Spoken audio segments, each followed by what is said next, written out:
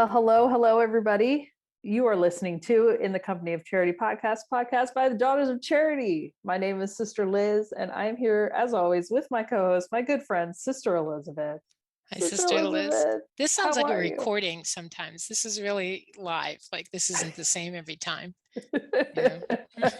We're not reading, but we know it so well at this point. That's right. That's right. Yes, we do know it so well. So yes, this is podcast of the Daughters of Charity of St. Vincent de Paul. But this episode that you're about to hear is part 2. I know you've been waiting.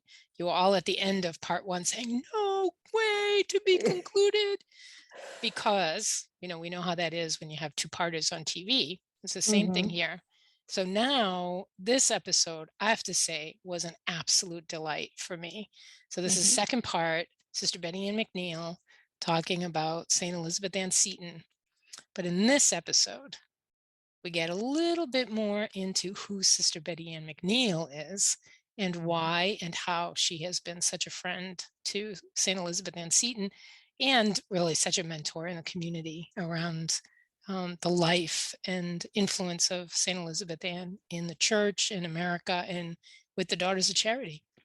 For all the English majors out there, for all the historians, you guys are going to love this episode. And we come to serve the poor, but we serve in a lot of different ways. And Sister Betty Ann is a great example of how to give to the world this charism of charity and to inspire people to keep working on this mission to help those who are poor. So I love it. I think everybody here is going to love it. And just enjoy Sister Betty Ann and her wisdom and her charm and all of the cool things we get to learn about not only Mother Seton, but Sister Betty Ann McNeil also. Enjoy it, everyone.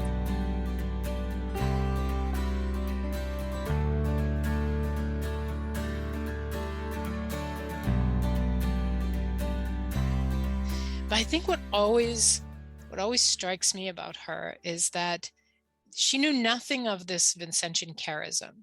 And so we understand this workings of the Spirit, right? This sense of how the Spirit has its own way with us, and wanting to bring about God's work, that through serendipity, through divine providence, through the experiences of her life, she was finding her way to a place where working with those who are living in poverty and empowering or educating children and developing the faith, but also this specific component about the education of women, that she was never fearful of that, which I think is really important. That, we know she's 4'2". She was a convert. She was 5'2". Is she 5'2"? 4'10". 4'10". That's it. 4'10". That she she was a powerhouse in just her being, right? Yes.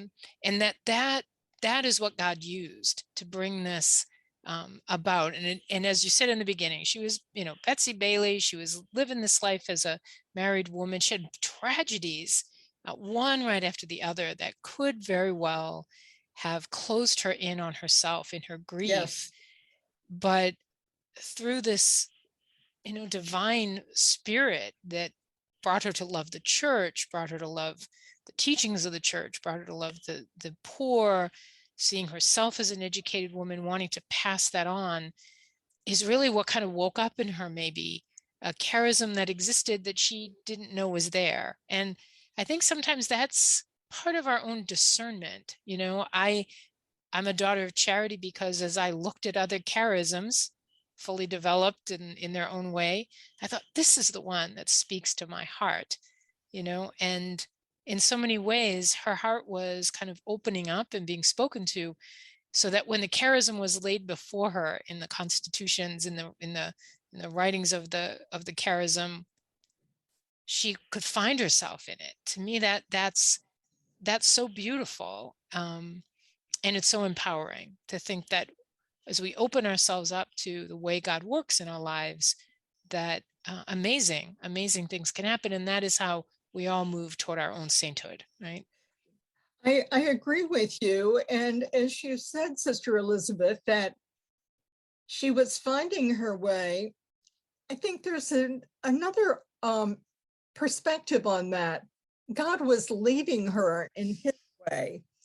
And it seems that her experience of life and experience of the divine was incarnational, in the sense of God spoke to her through events that probably she didn't understand the message.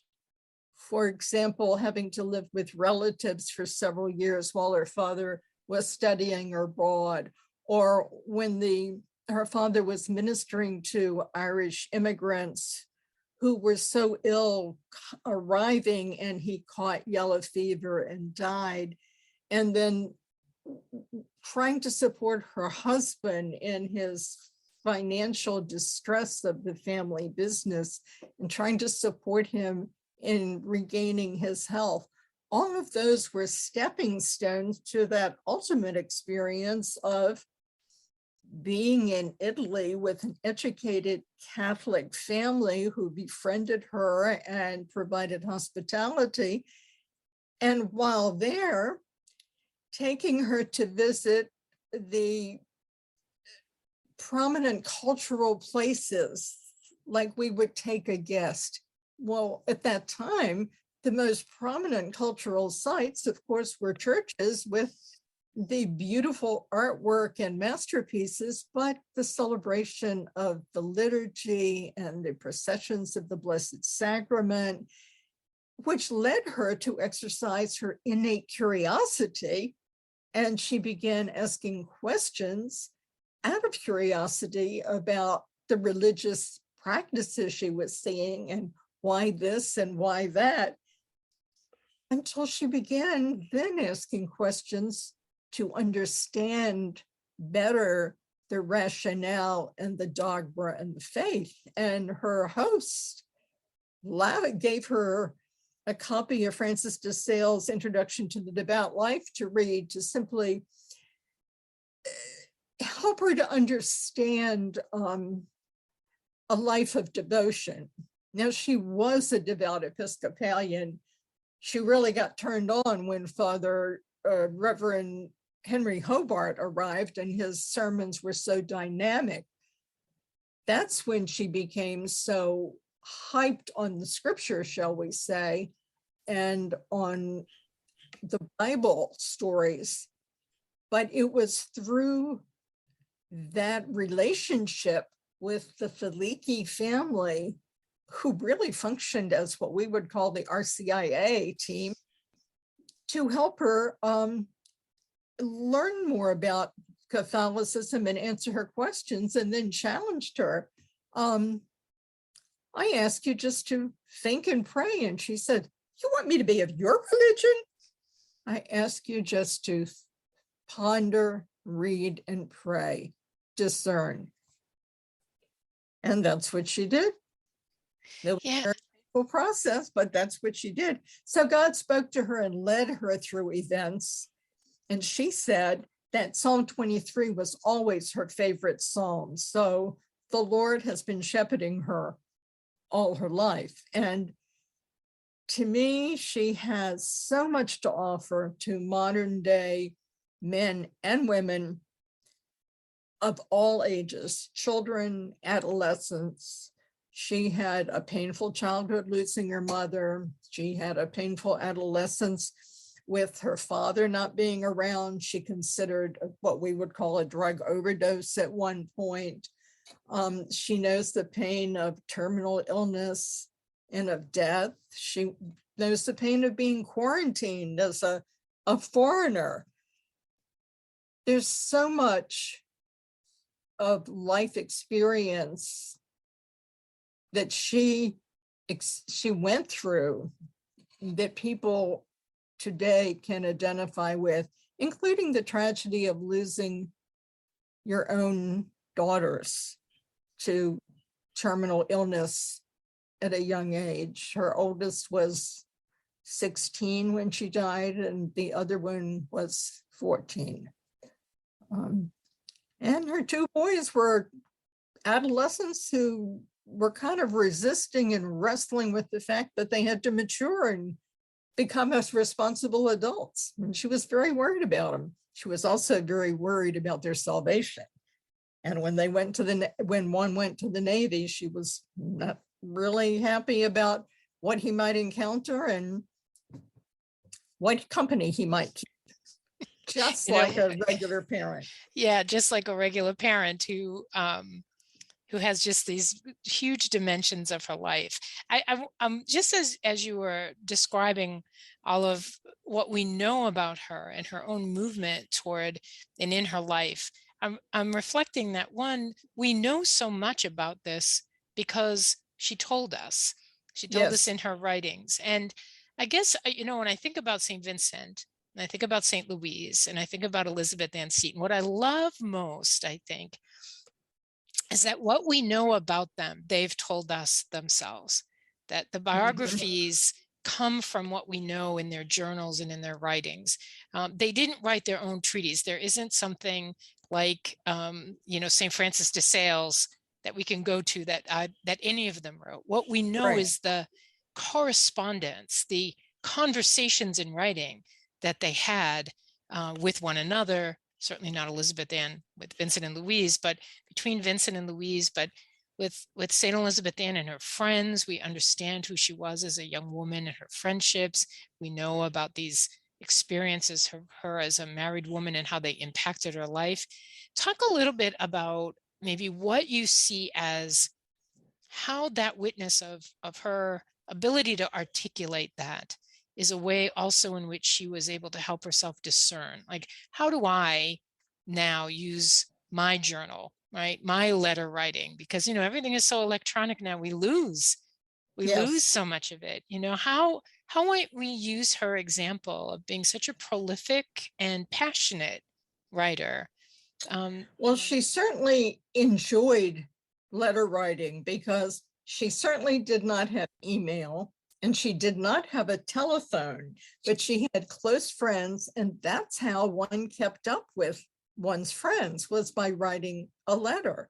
And some of the letters are brief and others are longer, but it was her way of sharing the experiences of the moment and sharing her emotions, her feelings. We're very grateful to those children and grandchildren of those addressees who found those letters that their relative had kept, usually tied in a little packet with a little piece of a string or a ribbon, and offered to return them to Emmitsburg, from which they had come. If we didn't have those, we would have a big gap.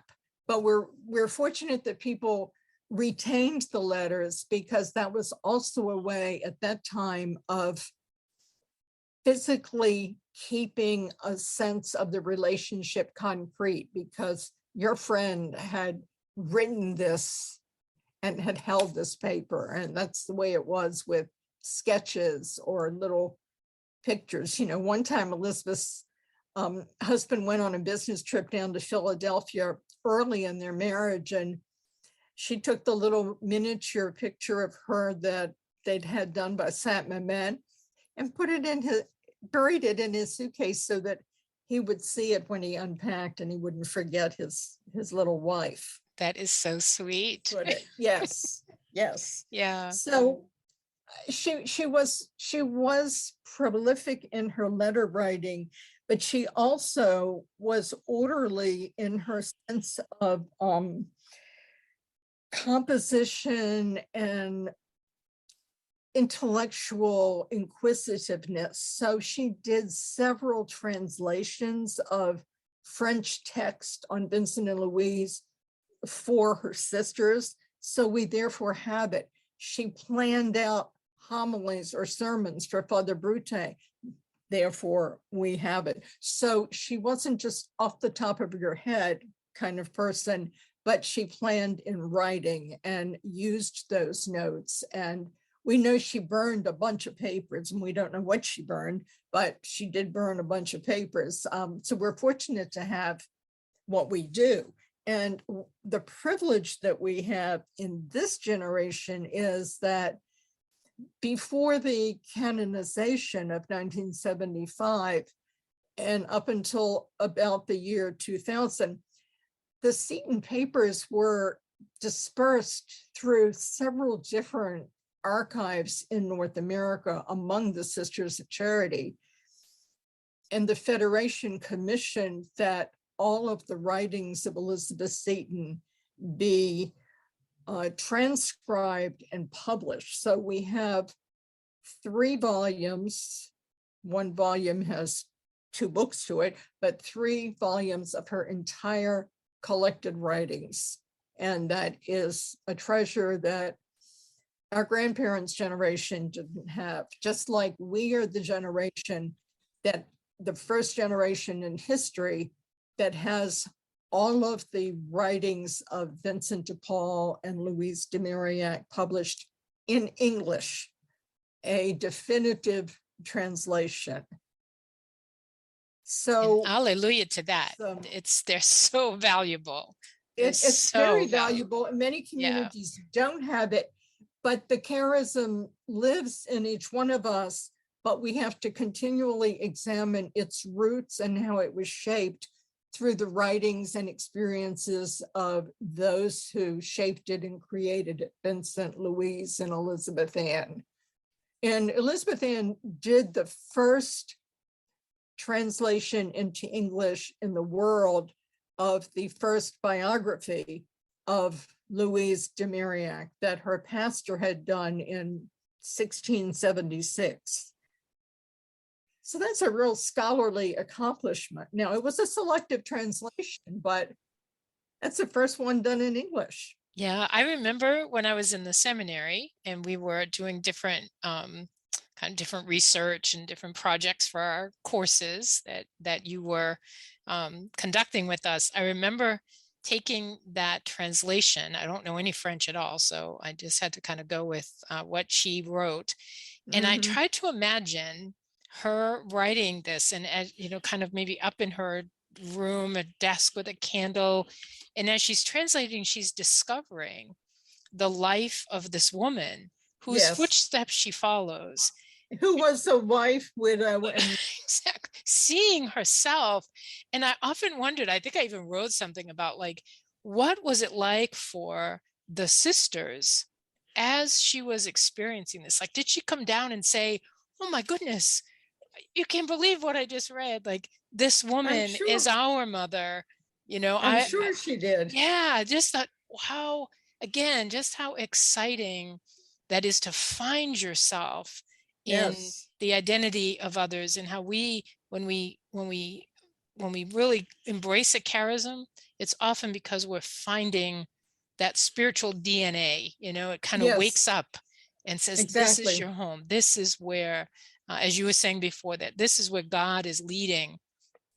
Your discernment has taken you closer and closer and closer to God's desire and your place in the world. And again, through her writings, we've been able to make that journey with her, even being part of her own learning process as she was learning about St. Louise and finding herself, seeing a mirror image of herself there. And she loved doing her translation. She referred to it as my dear translations. Yeah. So it must have been a real joy. And what has interested me very much is there are, I believe it's 5 books, they call them books in French, of the Gobelin, the original biography. Well, the last one she translated, but it's Elizabeth Seton translated, but it's not in any of the other English translations.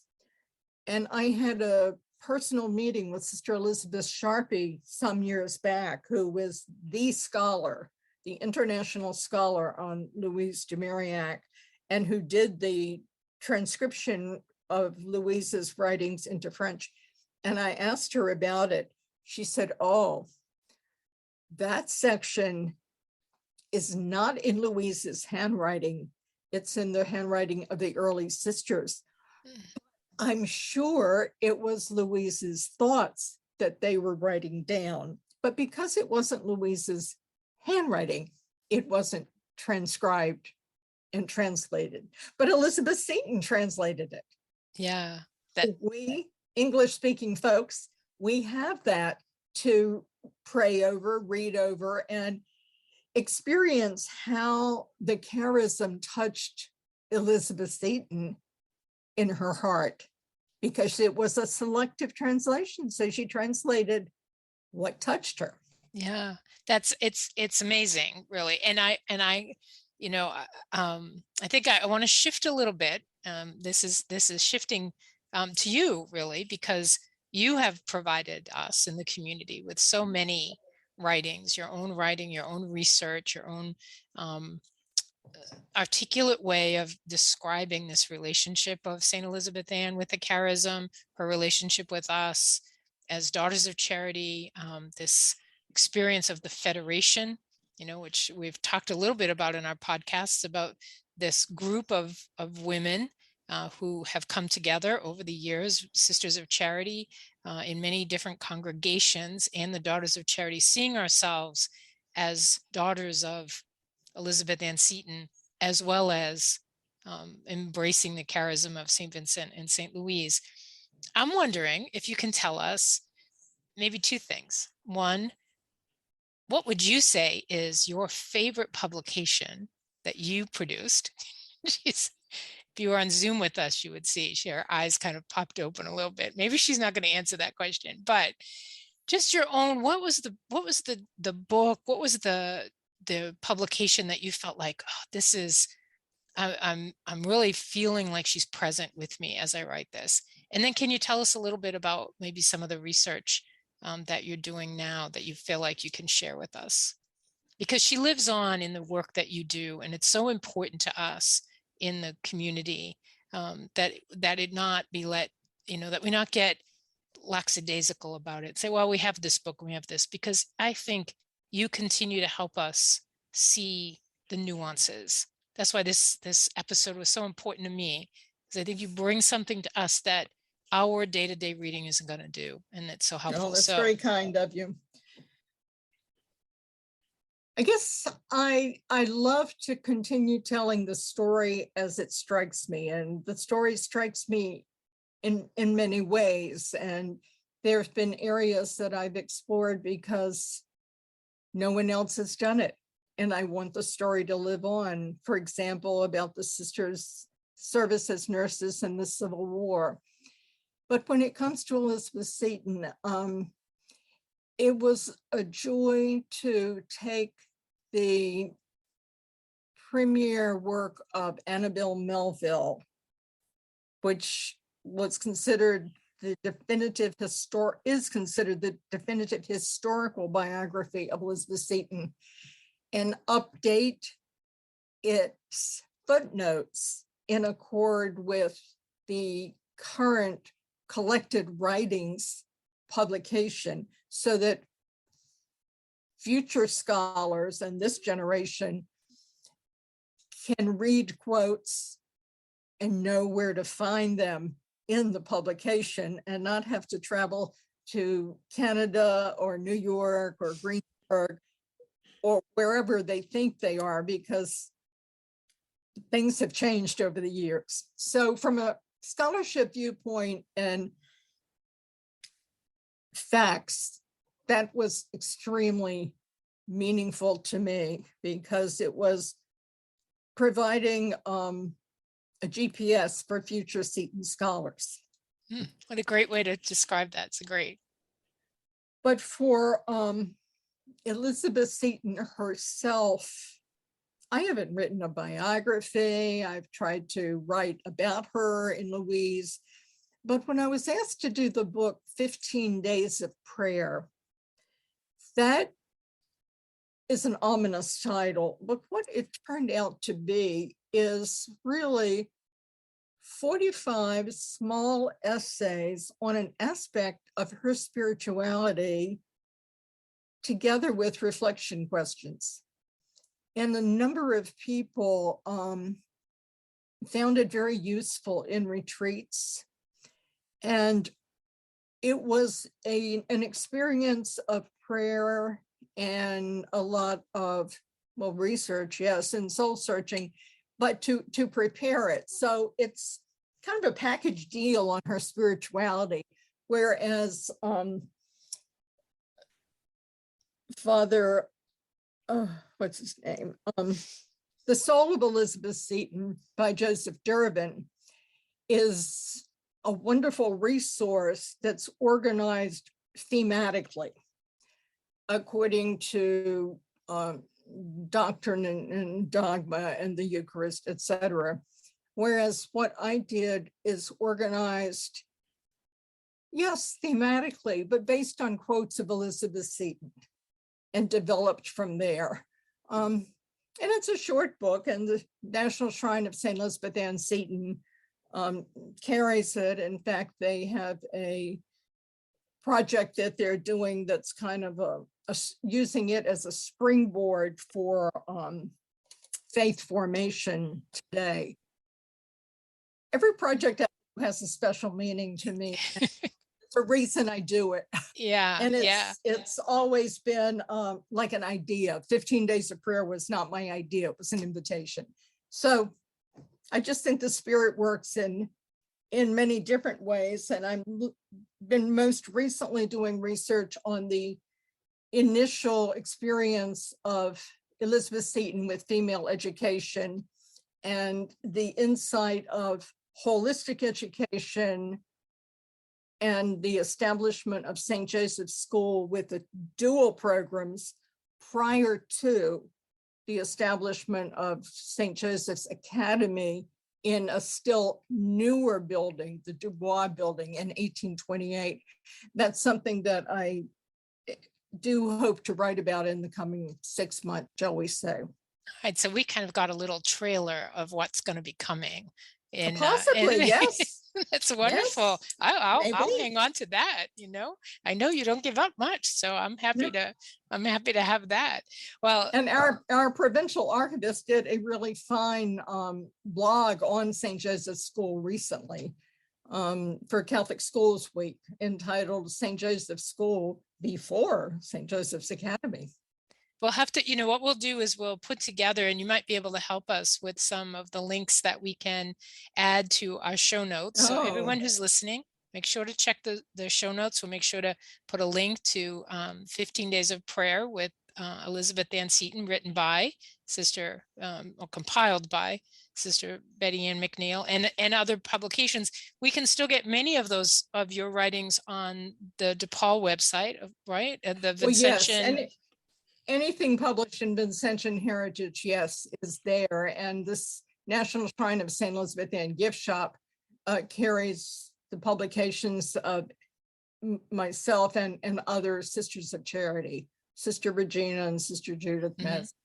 Yeah, so everyone is listening, think about making a pilgrimage, maybe sometime through the rest of 2022, or maybe 2023, plan it to go to the shrine of St. Elizabeth Ann Seton and learn more just by the experience of being where she walked, but also being able to take some of what we learned today. I so appreciate your time and your talent.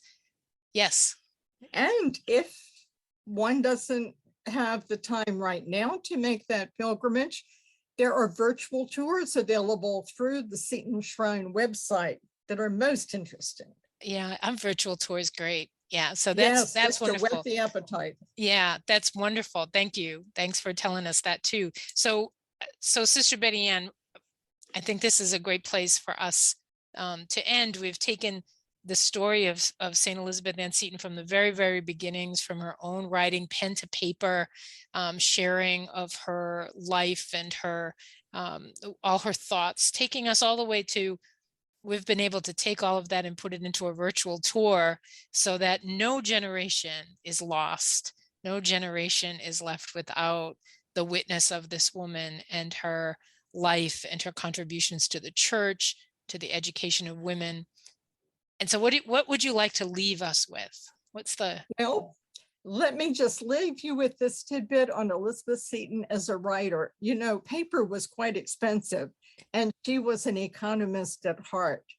And when she wrote, whoever received the letter paid the postage.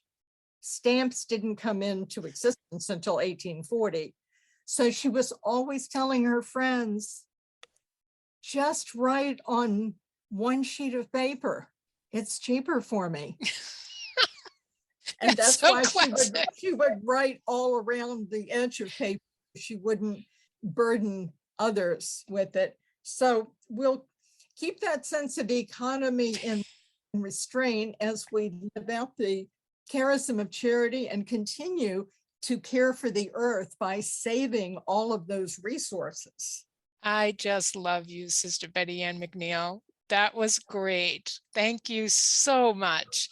And thanks Thank for you your for inviting time. me. Oh, it was a pleasure. And I'm sure we'll have you back again, because there are so many more dimensions to this story that I'd love to have some conversation with you about. Thank you. Just remember, she is a model for everyone, and she is an intercessor today as a saint with God in heaven. If you need something, ask her. She's a mother. Saint Elizabeth Ann Seton, pray for us. Pray for us. Amen.